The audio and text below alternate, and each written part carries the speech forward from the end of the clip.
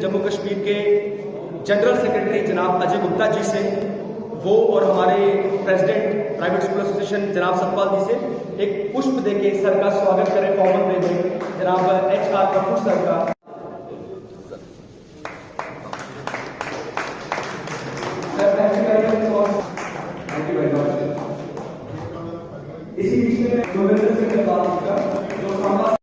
जी, सर्वप्रथम आप सबको नमस्कार।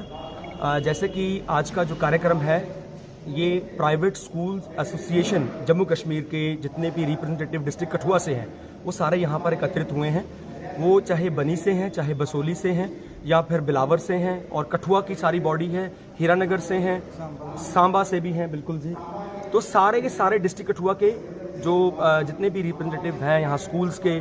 ओनर्स हैं, प्रिंसिपल्स हैं, उनका एक 1 डे एनुअल कन्वेंशन है। आप जानते हैं कोरोना के कारण पीछे ये संभव नहीं हो पाया, और जैसे ही स्थिति नॉर्मल हुई है अभी, तो ये एक कन्वेंशन हुई है जिसके एजेंडाज जो मैं आपके सामने रख दूं। जैसे अभी प्रधान जी ने भी कहा,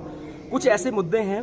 जो सरकार के साथ डिस्कस करने एक एक करके जाना मुश्किल था, और ऐसा प्रयास किया गया एसोसिएशन की ओर से। आप देख रहे हैं मेरे साथ जितने भी हम साथी हैं सारे, हम सब ने एक मिलकर ऐसा स्टेट बॉडी से अनुरोध किया कि यहाँ पर आकर हमें ऐसी गाइडलाइंस दी जाएं, जिसमें सबसे इंपॉर्टेंट पहलू था एम्प्लॉइज प्रोविडेंट फंड ऑर्गेनाइजेशन से जो हमारा राब्ता है। एम्प्लॉइज प्रोविडेंट फंड से रिलेटेड बहुत सारी क्यूरीज थी, बहुत सारे ऐसे सवाल थे जो कोरोना के कारण या कुछ और समस्याएं थी, उनके निपटारे के लिए। इसी के साथ साथ ESIC employees state insurance corporation के साथ जो स्कूल्स का एक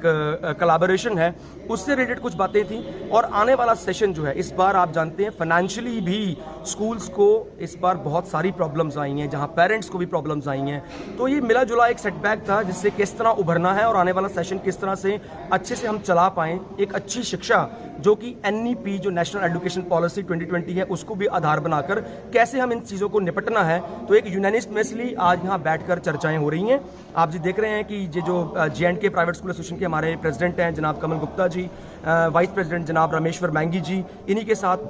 जनरल सेक्रेटरी अजय गुप्ता जी, पूरी टीम और अलग अलग डिस्ट्रिक्ट के जो प्रेसिडेंट्स हैं वो भी यहाँ उनकी नुमाइंदगी हुई है, ताकि मिल बैठकर हम ये ऐसा कुछ एक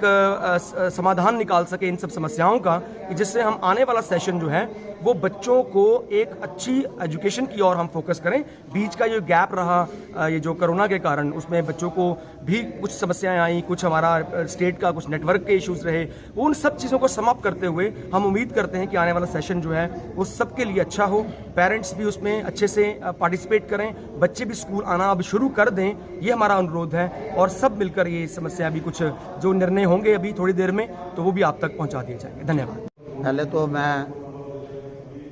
अपने private school association district Kathua की तरफ से पूरे मेंबर्स की तरफ से आपको नववर्ष की शुभकामनाएं देता हूं, और आज गुरुपुरब भी है, उसके भी बधाई देता हूं। आज हमने annual convention cum interaction with higher authorities of EPFO department, ESIC department और हमारे जो डायरेक्टर स्कूल एजुकेशन की तरफ से जॉइंट डायरेक्टर साहब आए हैं, जिन डिपार्टमेंट से हमारा प्राइवेट स्कूल्स का वास्ता होता है, उनको हमने आज एक मंच पर फेस टू फेस जो हमारी प्रॉब्लम्स हैं उनको हम रखेंगे, और जो न्यू पॉलिसीज़ गवर्नमेंट की तरफ से आई हैं प्राइवेट एम्प्लॉइज़ के लिए, वो कमिश्नर साहब लाइव सेशन हमारे साथ जैसा अभी चल रहा है, वो क्वेश्चन आंसर सेशन भी चल रहा है। किसी भी जो क्वेरी है तो कमिश्नर साहब जो हमारे हेड हैं EPFO डिपार्टमेंट जम्मू और लद्दाख के, आज वो हमारे बीच में मौजूद हैं। इसी तरीके से हमारे ESIC डिपार्टमेंट के रीजनल डायरेक्टर हैं दरबारा सिंह जी, उनके जो एडिशनल डिप्टी डायरेक्टर हैं वो हमारे बीच में आए हुए हैं, और जॉइंट डायरेक्टर साहब भी हमारे बीच में हैं। आज का इस कन्वेंशन का रखने का मेन मुद्दा ये था कि आपको पता कि ड्यूरिंग COVID-19 स्कूल जो है वो बंद रहे, और पूरा जो सिस्टम था वो कोलैप्स हो गया। उस समय ना गवर्नमेंट के पास कोई ऐसी पॉलिसीज थी एडवांस ना प्राइवेट स्कूल्स या गवर्नमेंट स्कूल्स के पास ऐसी पॉलिसीज थी कि एडवांस हम ऑनलाइन क्लासेस चला पाते, और उसी के साथ हमारी जो जम्मू कश्मीर स्टेट थी उसको डिज़ाल्व करके जम्मू कश्मीर यूटी बनाया गया, और उसके बाद टोटली सिस्टम जो चेंज हुआ। जो हमारा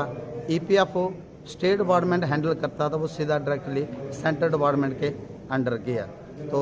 सेंट्रल डिपार्टमेंट की क्या क्या कंडीशंस होंगी वो हमारे साथ कमिश्नर साहब शेयर कर रहे हैं, और जो ईएससीसी डिपार्टमेंट जो हमारे मुलाजिम को बेनिफिट होता है, जैसे कोई भी लेडीज़ है या उनको अगर प्रेगनेंसी है या उसमें कोई ऐसे बीमार हो जाता है तो चाहे लाखों रुपया खर्च हो जाए, उसका बेनिफिट्स हमारे टीचर्स को है वो हम दे भी रहे हैं। लेकिन ड्यूरिंग कोविड-19 या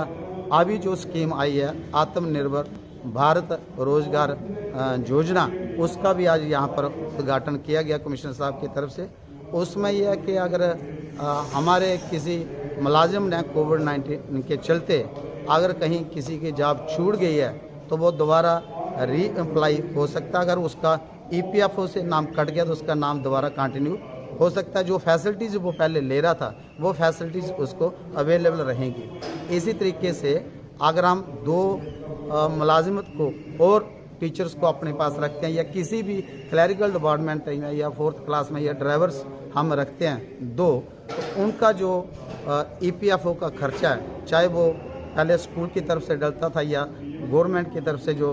मुलाजिम का कटता था, जो 2 पर्सन हम न्यू ऐड करेंगे उनका 2 साल के लिए जो खर्चा है वो सेंट्रल गवर्नमेंट उठाएगी। उस स्कीम का भी आज यहाँ पर उद्घाटन हुआ है। तो हमने